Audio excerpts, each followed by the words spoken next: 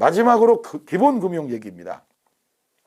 기본금융은 국가 또는 지방자치단체가 신용도를 따지지 않는다는 게 되게 중요합니다, 여러분.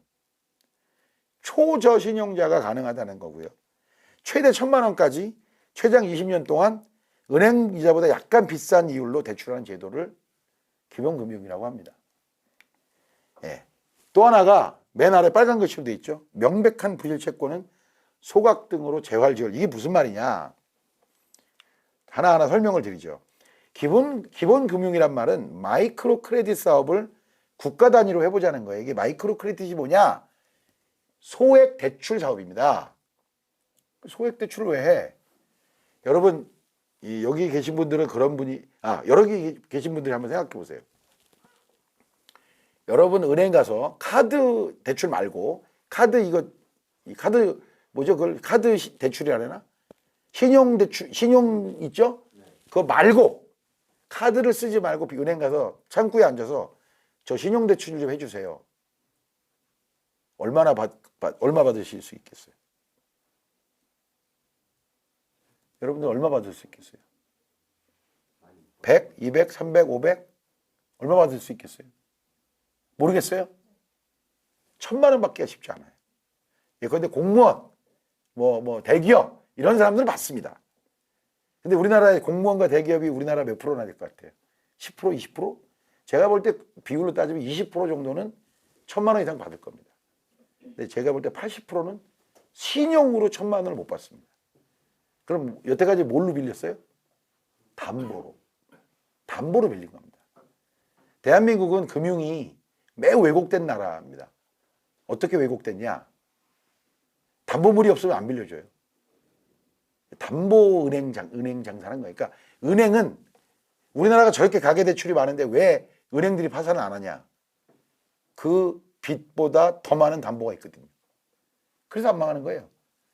근데 여러분 냉정하게 나를 온전히 드러내서 나 카드 이런 거 다 필요 없고요. 그냥 신용대출 얼마까지 해주세요. 그러면 1,000만 원을 해줄 수 있는 사람이 많지 않습니다. 그렇기 때문에 여기에는 그런 분들이 안 계시지만 실제 사례 중에 이런 사례들이 있어요. 벼랑간에 부모님이 아파갖고 500만 원을 사채를 쓴 젊은 20대 여성들이 2년 만에 이자에 이자가 붙어서 1억이 된 사례가 한두 개가 아닙니다. 이게 남의 일이 아니에요. 네. 되게 심각하거든요. 그런데 은행 가면 오라 그래요? 신용대출 안 돼. 네? 안 해줘요. 신용대출 절대. 왜? 담보 갖고 오라 그러지. 그러한 상황에서 국가가 소액 1,000만 원을 20년간 은행 이자보다 약간 높게 천천히 갚으세요. 돈 되면 갚으세요. 라고 하는 건 뭐냐? 80%의 국민들에게 혹여라도 급한 일이 있으면 땡겨 쓰세요. 라고 말하는데 빚 가져가세요 라는 개념으로 볼 수도 있습니다. 빚을 권하는 사회라고 볼 수 있어요. 그러나 여러분 우리나라 사람들이 빚을 얼마나 떼어먹을 것 같아요? 실제로 많이 못 떼어먹습니다. 퍼센테이지가 많지 않아요. 특히나 여러분들은 잘 모르시겠지만 우리나라에서도 이미 그걸 여러 번 실험했는데요. 소액 대출을 사업을 해서 우리나라에서 띵겨 먹은 돈이 별로 없습니다. 우리나라 특히 그래요. 이게 이해가 잘 안 가실 텐데요. 어느 날 지나가는 사람한테 야, 너 내가 100만 원 빌려줄게 이런 게 아니에요. 이 소액 대출 사업은 마이크로 크레딧 사업은 어떻게 하냐? 장기간에 걸쳐서 하는데요. 하루에 100원 이상 6개월 이상 계속 꾸준하게 100원, 5천, 500원, 1,000원씩이라도 입금해 준 사람을 상대로 처음에는 10만 원, 그 다음에 30만 원, 그 다음에 50만 원, 그 다음에 100만 원 이런 식으로 대출을 해줍니다. 이유가 있어요. 사람은요, 돈을 모으는데 굉장한 보람을 느껴요. 그래서 노숙자들 재활 프로그램으로 이걸 합니다. 수원역에 가면 노숙자 많아요. 근데 그 노숙자란 말은 무슨 말인지 아십니까? 노숙자는 금융거래가 불가능합니다. 노숙자란 말은 은행에 가서 뭘 거래를 할 수가 없어요. 이미 그렇게 된 사람들이 노숙자가 되는 거예요. 근데 자본주의 사회에서 금융거래를 못한다. 사람이 아니에요. 자본주의에서 금융거래를 못하는 사람은 사람이 아닌 거예요. 이걸 풀어줘야 돼요. 근데 은행이 해요, 안 해요? 안 하죠. 내가 한 하루에 500원씩 이 돈 입금 받으려고 하나? 그래서 사회운동이 필요한 겁니다. 마이크로 크레딧은 대부분 사회운동가들이에요. 하루에 500원, 그러니까 아침 11시부터 오후 3시까지 거기 앉아 있어요. 거기다 써놓습니다.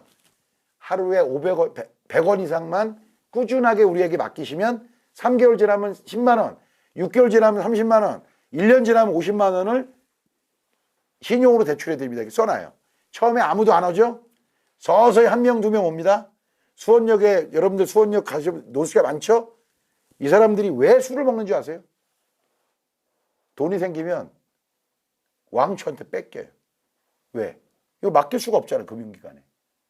현금을 갖고 있을 수밖에 없는 사람들이에요. 그 사람을 맞고 뺏겨요.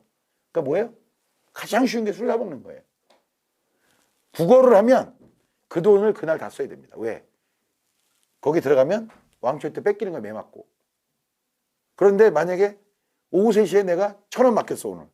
내일도 1,000원 맡겨. 이게 처음에는 그러지 않다가 한 10만 원쯤 쌓이잖아요. 사람들이 일을 나가기 시작합니다. 이거 공통적인 특징이에요. 이 돈을 모으는 게 인간에게는 굉장한 어떤 원동력을 줍니다. 그래서 한 3개월 지난 이 사람에게 10만 원을 빌려줍니다. 급한 일 있으면 빌려가서 괜찮습니다. 근데 떼어먹는 사람보다 갚는 사람이 압도적으로 많습니다. 놀라운 사실이죠. 서울의 달방촌, 우리 쪽방촌 같은 데서도 이 마이크로 크레딧 사업을 여러 차례 했어요. 강원도 원주에서는 굉장한 성공 사례도 있었습니다. 근데 이게 뭐냐? 과거 유대인의 희년제도라 그래요. 7년간 빚을 못 갚으면 그냥 탕감해 줬다는 거예요.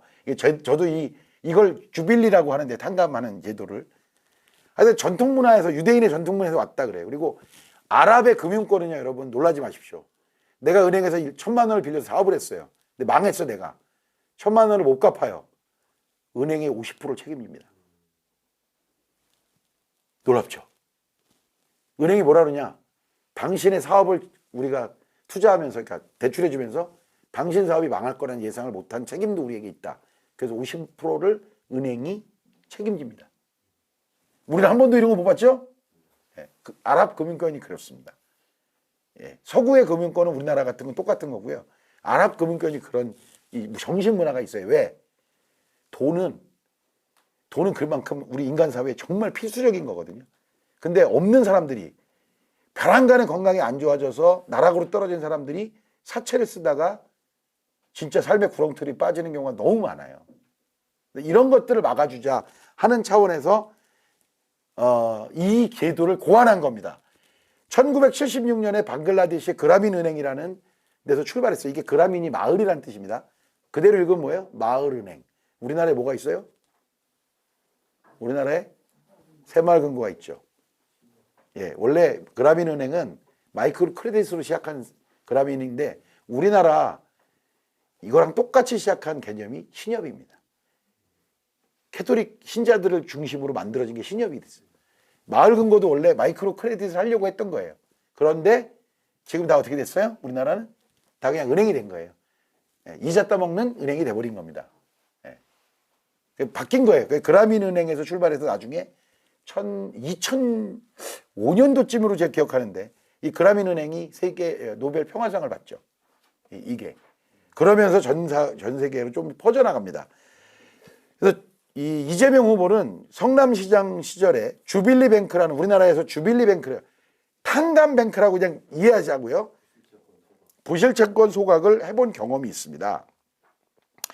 이게 어떤 의미냐면, 여러분 놀라지 마십시오. 내가 500만 원을 빌려가지고 3개월만 안 갚으면 은행은 어떻게 하는 줄 아세요? 내가 은행에서 500만 원을 빌렸어. 근데 갚을 날이 지났어. 3개월 지나면 어떻게 하는 줄 아세요? 은행은 반드시 못 받은 돈을 회계 처리해야 되거든요. 그래서 3개월 만에 팔아버립니다. 부실채권으로 3개월 만에 팔아버려요. 내가 3달만 안 갚으면 얘를 어디다 파냐? 제2금융권 쪽에 팝니다. 팔 때 얼마에 팔까요? 500만 원짜리 채권을 얼마에 팔까요? 아니요. 무슨 말씀이세요? 거의 반값에 팝니다. 3개월 만에 반값에 팔아버려요. 자기 150만 원만 회수하고 땡쳐버리는 거야. 그럼 그걸 받은 사람은 어떻게 해요? 250만 원이죠. 500이니까. 그걸 받은 사람은 채무자에게 독촉하기 시작합니다. 야, 너 갚어. 너 300만 원 원금에 이자 60만 원, 이 560만 원 갚어. 이렇게 독촉을 해야 됩니다. 그래도 못 갚어. 2년 못 갚아, 3년 못 갚아. 팝니다, 이 채권을. 얼마에 파냐? 10%에 팝니다. 50만 원에 팔아요.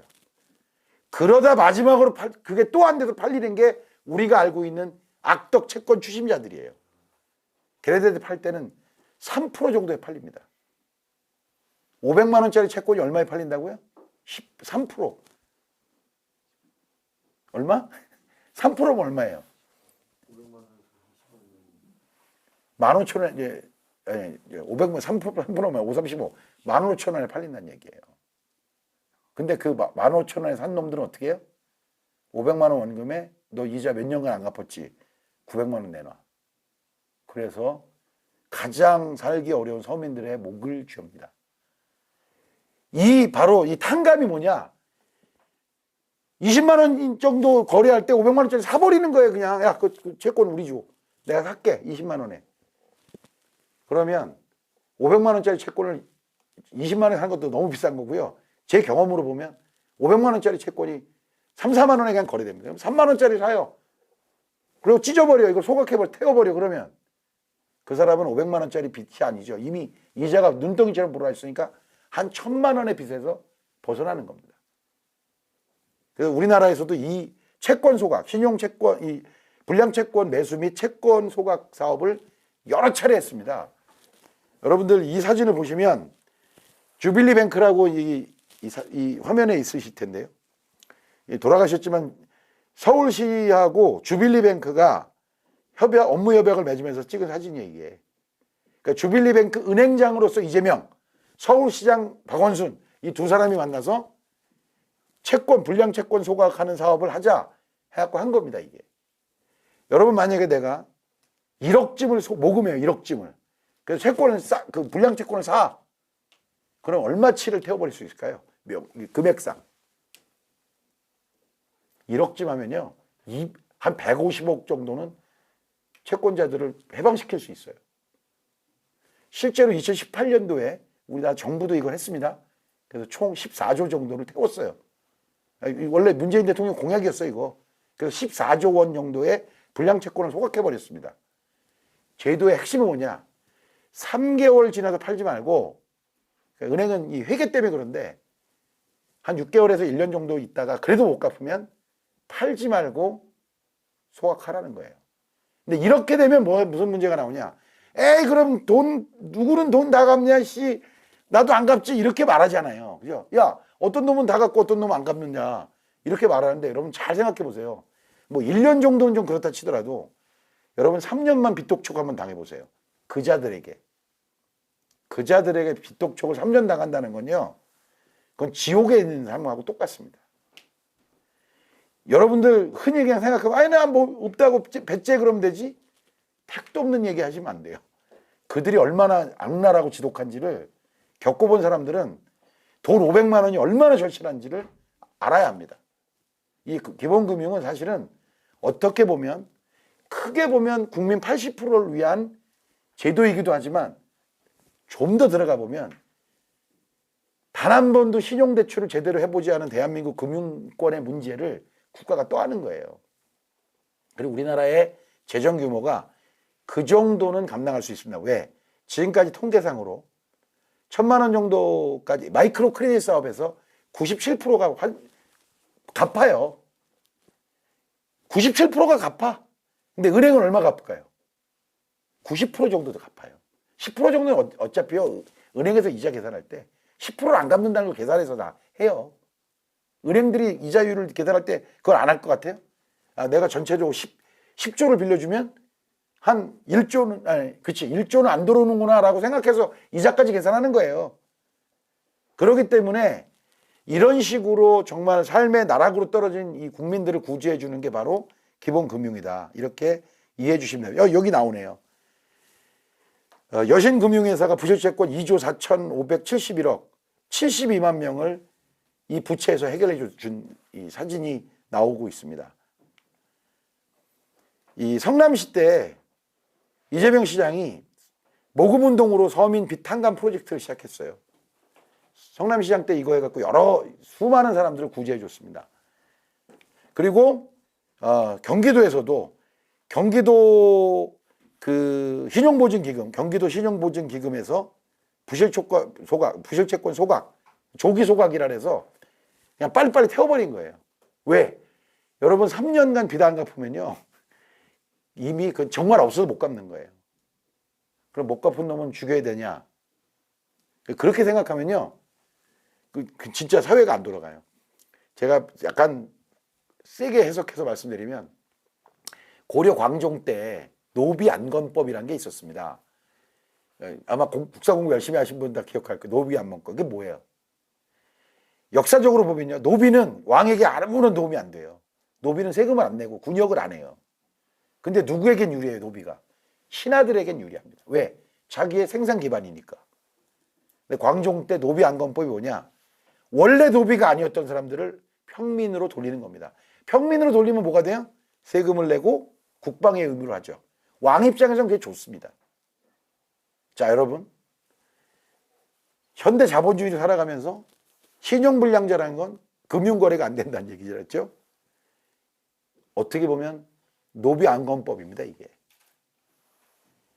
이 탕감을 통해서 국민들의 삶을 제자리로 돌려, 자본주의, 시장에서 살아가는 국민들의 삶을 제자리로 돌려놓는 매우 중요한 제도다. 과거 성남시장 시절에 이렇게 주빌리라는 마오라도 차고 있었죠. 자, 오늘 여러분들과 함께 기본소득 시리즈, 기본소득, 기본주택, 기본금융.